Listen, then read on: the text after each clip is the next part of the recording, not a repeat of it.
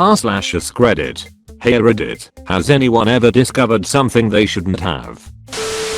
First time poster. I've been a reader for some time now. I finally caved. When I was 12 or 13 I worked at the high-end $100+ around golf course that my father runs. It is located in a resort area near Chicago, so our primary business came from the city. There was a group of Italian businessmen who would regular the course every other weekend or so. They were very generous with tips, etc., especially if you treated them well and didn't talk to them. They were usually a pretty homogeneous group, but sometimes they would bring a friend who often didn't look like he wanted to be there. I was in charge of taking customers' clubs out of their trunk, placing them on the cart, and then putting their cart next to the clubhouse. One time when I was assisting these businessmen on a busy weekend, I got distracted after putting the golf bags on the cart and forgot to strap them in. I accelerate the cart and both bags plop to the ground.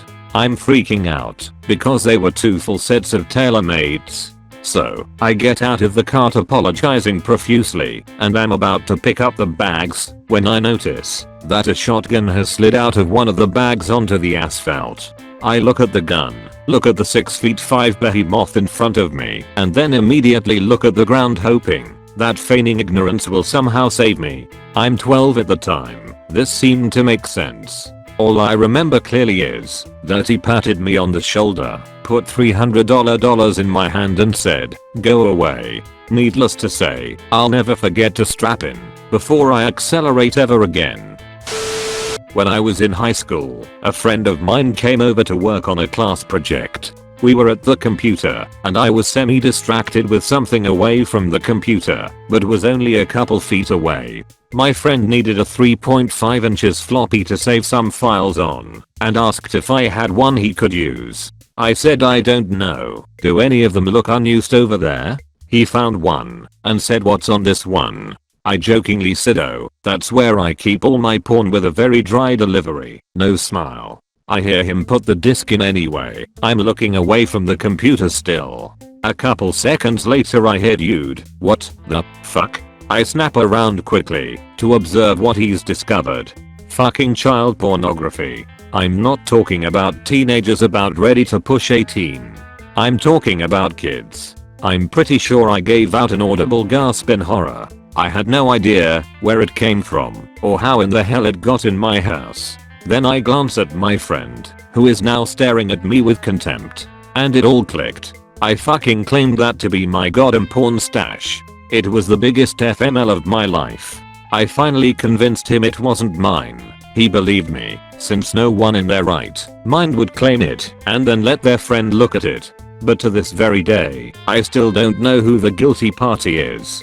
Still makes me shudder thinking about the situation. One time I was heading down to attend the first meeting of the Godless Society at my college, just to see what it was all about.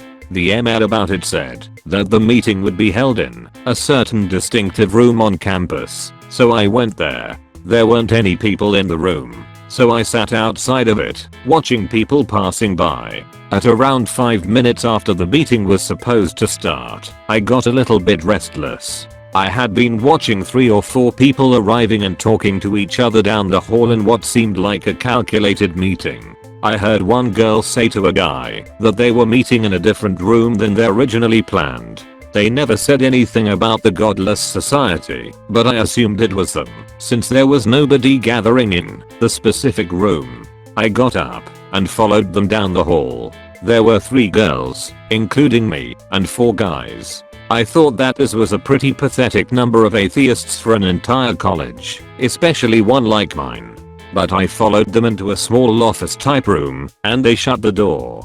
The girl who appeared to be the leader gave me a quizzical look and said hi in a questioning voice. I greeted her back, figuring that this must not be the first meeting, and she was just surprised at the newcomer. "Sorry, I just didn't know who you were," she said.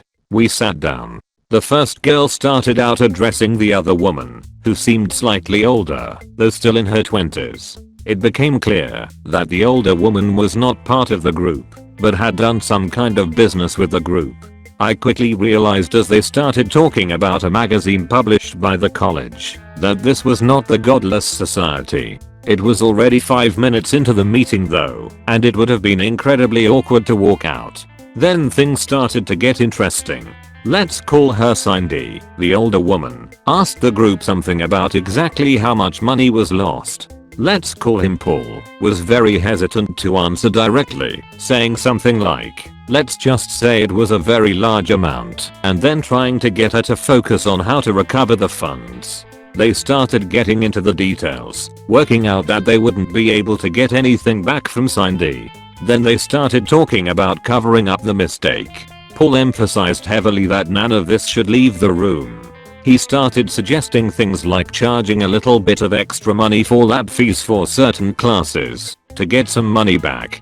Let's call him Steve. Tried to move the conversation in the direction of who was responsible, and Cindy insisted that she would take half the blame if they would take the other half. Steve wanted to make sure he wasn't taking any of the blame. Eventually I worked out that some thousands of dollars of the funds that go toward student and community projects had been lost when they had made some kind of mistake with the publication of the magazine.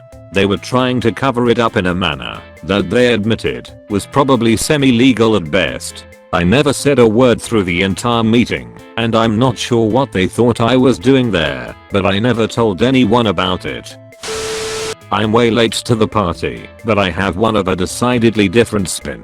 When I was in college, I had a really good friend, a girl, and we hung out all the time, usually with other mutual friends. She was pretty conservative about relationships and had a long-term boyfriend, while I had many short-term girlfriends and some pretty unattainable objects of desire, so I never really thought about flirting it up. One day she is over at my place with friends. She is outside for a smoke and some drunk fool knocks her purse off the couch and stuff goes everywhere. I pick up all the stuff and the night goes on. Later that week, I'm cleaning the apt and find a piece of paper behind the couch. It's an unfinished letter addressed to me from her, proclaiming her love for me. It seemed really uncharacteristic of her, so at first I thought it was a joke or something, and the next time I saw her I was like, oh, so I got your note, haha, and the poor girl goes white as a sheet. Nope, not a joke. Apparently she had been frantic all week, thinking that someone took the note at the party. She said she had written the letter time and time again, but would never mail them, always rip them up. She thought that, because of the type I usually went after, that I wouldn't be interested in her, etc. So, long story short, we are at her place making out on the couch and her boyfriend, who was in Greece at the time, calls. Instead of letting it go to voicemail, she picks it up and without pausing says, "Hey, redacted, we are done. Sorry. I'll talk to you later. We've been together for 8 years now, and it probably never would have happened without that letter." A few months ago, I found a USB drive on the street near a library. Assuming that it was a college student's, I took it home, rather than turn it into the library, where it might sit forever. Quickly found her resume and emailed her to let her know I had it. I had stumbled into some terrible poetry while looking for said resume, but didn't think to snoop. 3 weeks later, having heard nothing from the chick, my boyfriend and I sit down to read her poetry and be nosy. I know, we are awful and I do feel bad now. She's had bad luck with this one guy who abused her and spent over $30,000 a year on his hobby or some shit.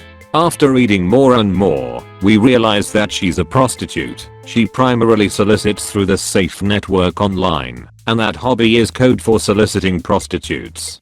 There are some pretty specific details about the guys that she's been with, including what music they listened to, how they smelled and what kind of dogs they had. Also included are a bunch of email addresses, names, and phone numbers for the men. How crazy to keep that stuff on a portable device and not protect it with your life. Anyways, she contacted me to get it back eventually, and despite my attempts to return it, she hasn't responded. In fact, she now has my number confused with one of her regulars and will text me now and again nondescript things about how I need more male interaction in my life and she cannot continue to be my emotional support. A few years ago I was living in New York with my girlfriend at the time. She was working as a waitress at a nightclub and became really close friends with another of the waitresses who was dating one of the partners. I never loved the guy, but the four of us hung out a lot, and when we did we would always go big. The guy liked to live a very flashy lifestyle, throwing money everywhere, lots of coke, lots of women on the side that we all, including his GF, knew about. Well, about a year after I met him, he disappeared with about $500,000 from the nightclub. Didn't tell anyone, so we thought, just took the money and vanished. His partner raised all kinds of hell. The club was mobbed up, as most New York clubs used to be, and I know they were out looking for the guy to kill him. Anyway, one day my ex has her waitress friend over, and I'm outside on the fire escape smoking a cigarette, and neither of them knew I was home. While I'm smoking I hear them talking about her boyfriend, and how excited she is to go see him, and how she's sad that she'll never be able to come home again, but it doesn't matter, because she loves him. I waited another minute or so, and then came in, and they both shut up instantly. I played it off like I hadn't heard, but when her friend left my ex, and I had a very matter-of-fact chat about what happens when you help people get away from the mafia. The girl left a couple of weeks later, and I never saw her or her boyfriend again. I broke up with my ex soon thereafter, so I never got much more detail on what happened, but I heard through the grapevine that the guy was found in London and murdered. Don't know if that really happened or what happened to the girl, but I don't doubt it. My older sister and I shared a bedroom through much of our childhood. I went through her shit all the time because I thought she was wicked cool. Very plainly out in the open in one of her drawers was a girl-on-girl porn stash. I was just beginning puberty when I found it. Curiosity abounds. I still don't swing that way, though. Another thing about my sister was finding a letter she had written to a boyfriend under her mattress. It was about her being pregnant with his kid, and she was pretty pissed and disgusted by it. She was 16. A couple days later, I overheard our mother talking to my sister's father about her and saying something along the lines of, "I'm surprised she hasn't gotten pregnant yet." Sister wasn't home, so I retrieved the letter and silently handed it to my mother. She read it and showed no reaction that I can recall. Next I knew concerning that situation, my sister came home clutching her belly in pain and camped out on the kitchen floor next to the phone for the rest of the day. Whenever she needed to use the bathroom she asked me to answer the phone if it rang. I still don't know if she knows it was me that tattled. It's been about 12 years now. A boyfriend that I lived with when I was 18 or so had stashed a CDR with nothing but preteen written on it in the bottom of his sock bin. Upon stumbling across it, I blinked a few times and left it there. It was hard to go about my day normally without knowing for sure what it was. Lots of issues here that are too much to get into. Sorry I don't have anything I would get thrown into a mysterious unmarked van for. Edit. CD said preteen, not teen. Pardon my brains. A friend at work found a digital camera laying broken on the ground. He took it, discovered that the flash card was still in it and took it. Lunchtime, he comes asking if I knew a place to look at the content of the card. First thing to come to my mind was that big electronics store nearby who have these little stations for digital cameras with screens. So this is downtown Montreal, and we start looking at the pics in the open. You see it coming, don't you? At first, it was just simple pictures of a beach somewhere. Then we see the couple, with a really seriously beautiful woman in it, but nothing more. Then it looks like a bar with bamboo decoration everywhere. We see the woman dancing with her bikini and a little something on the waist to cover it. Nice, but still normal. But then, oh my spaghetti god, she's now in a bamboo cage dancing with a local girl. We start to look around to see if anyone is looking, you know, like young teens doing something wrong but unable to stop anyway. The top goes out on the next picture, so we get a bit nervous but more curious. Then the little waist stuff is lost, and finally you get that beautiful woman naked in a bamboo cage. My own bamboo was reacting now. Nervous laughing and over the serene we were. Then it goes back to typical picture of that nice meal. Boring. As a courteous guy, I'm still in search of that woman to give him back her stuff. No, I don't have copies, but have to ask my friend if he did some, now that I think of it.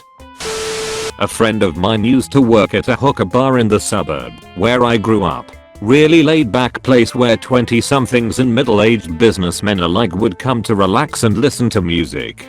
The owner, my friend's boss, was a Turkish man of average size, a little pudgy around the middle, but you could tell he used to be built. This guy always stayed in the back of the lounge smoking cigars with his two massive Turkish friends. One day, I was visiting my friend at work when a customer broke a hookah. I'm not sure if it was on purpose. The owner stood up, walked over, and said, "Sorry buddy, you gotta pay for that." The customer grew outraged and told him it was the waitress's fault. How could he talk to him that way? Blah blah. The owner told him to pay for the hookah and get the fuck out. When he refused and tried to leave without paying, the owner followed him out. Now, I was leaving at the same time and walked out with my friend to the parking lot where I saw one of the scariest and most eerily cinematic things. The owner asked which car was the hookah breaker's. The guy told him, "I don't know why," and was grabbed and pulled over to it by the owner before being slammed into the car door. At this point I noticed the owner's huge friends discreetly come out and stand near the door of the lounge. The owner opened the guy's gas door, pulled off the cap, and held a lit Zippo lighter in front of the tank. The customer looked absolutely terrified, but agreed to pay for the hookah almost wordlessly. I worked at an internet travel company for a while that recorded all employee telephone conversations regardless if they were in-house or with customers outside. Basically, if you picked up the headset, the asterisk system began recording, even if nothing was dialed. I was a programmer, one of 5, and we were situated in the bowels of the building with the 3 IT guys. They interacted with everyone else doing maintenance work, but we didn't, so I never put faces with the calls. The power regularly went out, or the internet connection would die, and it was such a shoddy operation that there was no process, so work would completely stop. During these downtimes, or just for personal amusement after regular hours, I was salaried. I'd chill with the IT guys and just listen to some of the craziest conversations. Everybody knew and was aware of the recording policy and had to sign a statement saying so to work there. These recordings were regularly used for firings and sexual harassment claims, and just generally used to make sure employees weren't screwing around on company time. So many people would spill far too much information on these calls. We had social security numbers, bank account numbers, banking verbal passwords, affairs in the act, inter-office sex talk, spouses calling and getting really dirty for a quick lunch meetup. Scheduling a doctor's appointment for that rash I got in Cancun was a classic one because of the description given in such detail to the doctor's secretary. We even called the feds on a guy trying to contract a hit on his wife. You name it, we probably heard it with the hundreds of employees continuously talking. The IT guys usually cherry-picked the good conversations for me to listen to. Conversations were randomly selected, and once something juicy was found, they'd keep listening to that person's calls for more stuff. On top of that, as a programmer for the site, I had direct access to literally hundreds of thousands of credit cards in the database. A feature I was tasked to deliver when I first got there was reverse connecting credit card purchases to travel in a nice, clean readout for the execs. That way they can plug in some information and pull up all the travel details for that customer. I found one of the execs regularly going to Thailand when he'd say he's going to Europe with his wife. No guesses needed to know what he was doing. The idiot didn't even bother to use a different company to cover his tracks. I used to work on a ship out of New Zealand. We were returning from Santiago when we came across an island that wasn't on any of the charts. There was a strange, abandoned city on the island. It gave me an uneasy feeling. It looked like the edges of the buildings were straight, but didn't meet at right angles. I stayed behind while most of the crew went to explore it. About an hour later, I heard screams of abject terror from the crew. I rushed to the deck to see what was the matter and saw my mates running for their lives. There was this thing behind them. Even now, I dare not think about it. A mountain walked or stumbled, and most of the crew were dead. Only the captain and another sailor made it back to the ship. The thing followed us into the water. We tried to get underway, but she was slow at first. The wretched monster was gaining on us, and Captain Johansson decided to ram it. After the impact, it began bending in front of our eyes. By that time, we had gotten up enough speed to escape. Anyway, one night on our way back to port, I discovered the captain and the other sailor, his name was Britain, sharing a bunk in the captain's quarters. I can't get that image out of my head. Especially since Britain had gone mad and was essentially incapacitated after the island. That was my last voyage on that particular ship. One day I was riding a motorcycle that I just bought from some guy a week or 2 weeks earlier, and I happened to notice that there was a car following me. At first I thought it was a cop, but after about 2 miles or so I started getting nervous. As I pulled into a lot thinking I was just gonna get my ticket and get on my way, the passenger on the right side pulls a gun on me and says get the $K in the car. Needless to say I got in the car because 1 I was scared $TLESS and 2 I was getting ready to pee my pants. These 2 guys were all business straight up professionals. For some reason I thought to myself these guys are gonna kill me. We drove for about 10 minutes, all the while they kept peppering me with questions like, where did you hide it? And how much of it did you spend? Where the hell is your partner? From what I could understand they were looking for their money from a drug deal gone bad. When we got to some titty bar, I kid you not, they took me in the back and sat me down. And one of them said wait here. About 2 minutes later this big Mexican dude comes running in with a knife glaring at me, and then he changes his face and looks at the 2 other dudes and says who the F and *K is this? And they say this is the guy, and he says no it's not. Who the hell is this guy? Needless to say the only reason they picked me up was because of the motorcycle plates. Well, the Mexican guy asked where I got the motorcycle from, and I told him I just bought it, and I had no problem taking him to where I bought it from. Needless to say I drove in his car with one of the guys that picked me up and pointed out where the guy lived. Mexican guy drives me back to my motorcycle and hands me $1,000 and says you never saw me. I explained to the Mexican guy that he could depend on me forgetting who he and his friends were and that I enjoyed the ride that his 2 friends gave me. So to make a long story short, got picked up by some hitmen, almost got killed by a Mexican drug lord, and I'm quite sure I gave somebody up to be handled. My ex was the woman whom I lost my virginity to. She, on the other hand, had already had sex with 4 other men. The first 2 were her boyfriends. The other 2, despite being her boyfriends too, she was only with for sex. That fact disgusted me for some reason, but I loved her, so I accepted it. One day she had left her email open on my computer and I decided to lurk. I was looking at the pictures on her email, and one of the titles was Choconips. My curiosity got the best of me, so I opened it. A nearly broken heart and feelings of betrayal ensued. The picture was of her bent over naked with one of her friend's boyfriend doing it doggy style. I wanted to cry at the sight of these disturbing images of my girlfriend, the person whom I was in love and trusted. I kept looking at other pictures of that night's event.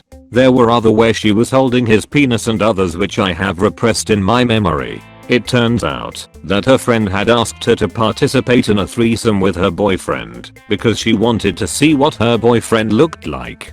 I despise this girl, my ex's friend, and her boyfriend. After seeing those mind-disturbing pictures, I called my ex to confront her about what I had witnessed.